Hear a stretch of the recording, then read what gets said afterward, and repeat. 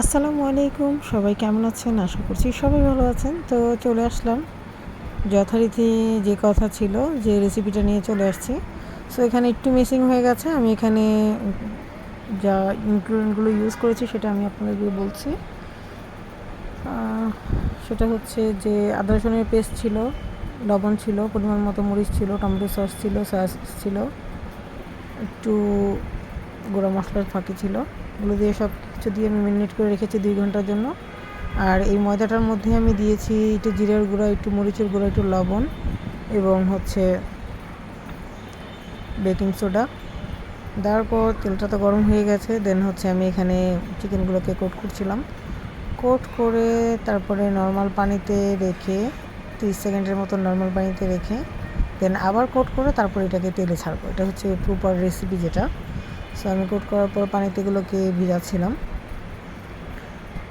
দেন সবগুলোকে একসাথে দিতে যাচ্ছিলাম যাতে মানে ভিজানোটা পরিমাপ মতো হয়, টাইমটা মেনটেন হয়। এই কারণে জাস্ট এটা যাতে একদম ক্লিয়ারলি, আর জাস্ট আমি ফিল্টারিং নর্মাল পানিটাই ব্যবহার করেছি।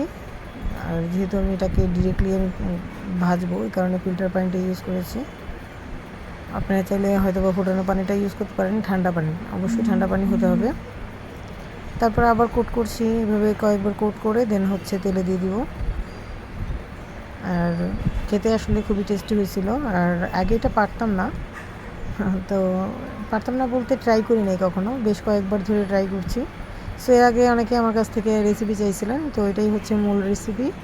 তো আশা করছি সবাই বানিয়ে নিতে পারবেন এবং অবশ্যই কার কেমন হলো, কে কেমন করতে পারলেন অবশ্যই সেটা কমেন্টস বক্সে জানিয়ে যাবেন। আর যাদেরকে বলেছিলাম যে রেসিপি নিয়ে আসছি তাদের জন্য ইটস এ গুড নিউজ, চলে আসছি আমি আমার রেসিপি নিয়ে। সো আশা করছি রেসিপিটা সবার ভালো লেগেছে। আর এর মাঝখানে একটা কথা আমি বলতে চাচ্ছি, যেহেতু রেসিপি আমি রেফার করেই ফেলেছি। আর একটা কথা হচ্ছে, সেটা হচ্ছে যে মানুষের কাছ থেকে কখনো কোনো কিছু আশা করবেন না। মানুষের কাছ থেকে আশা করলে সেটা বিনিময়ে কষ্ট ছাড়া কিছুই পাবেন না। অবশ্যই আশাটা হতে হবে আল্লাহর কাছ থেকে এবং চাওয়া পাওয়াটাও থাকতে হবে আল্লাহর কাছ থেকে। মানুষের কাছে যত চাওয়া পাওয়া থাকবে তত কষ্ট বাড়বে। মানুষের কাছে চাওয়া পাওয়া কমিয়ে দিন, কষ্টটা এমনিতেই কমে যাবে। যখনই আপনার এক্সপেকটেশন বেশি থাকবে তখনই আপনার দুঃখটা বেড়ে যাবে।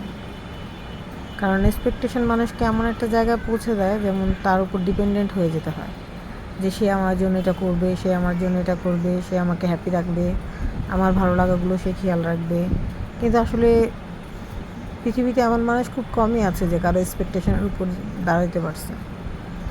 তো সেই কারণে সবাইকে বলছি এক্সপেকটেশনটা কমিয়ে দিন। এক্সপেকটেশন কমিয়ে দিলে জীবনে সুখী থাকা যাবে। পারলে কথা বলাই বন্ধ করে দিন।